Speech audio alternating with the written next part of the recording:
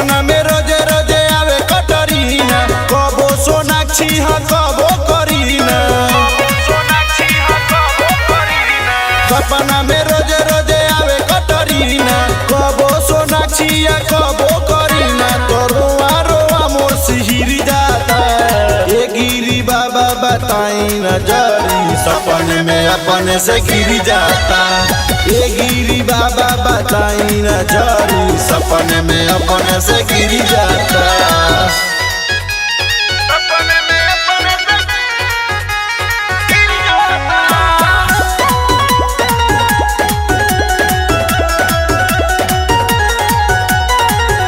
गुनी डॉक्टर लगे गईनी, जे हो बाबा हम ठीक नहीं भईनी।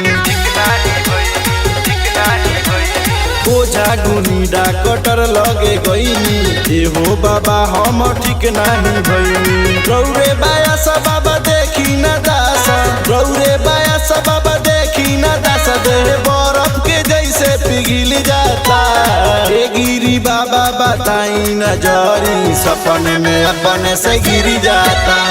ये गिरी बाबा बताई न जरी, सपने में अपने से गिर जाता।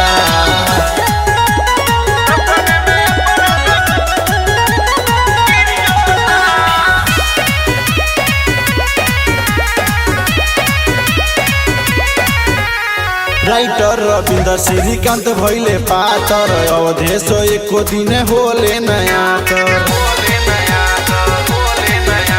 सुभाने अनुसारी अरविंद भइले पातर, मिथलेश एको दिन होले नया तर। करी का उपाय हमारा ना बुझाए, करी का उपाय हमारा ना बुझाए। सोचल बतिया राती के बिखरी जाता, ये गिरी बाबा बताई न जरी, सपने में अपने से गिर जाता।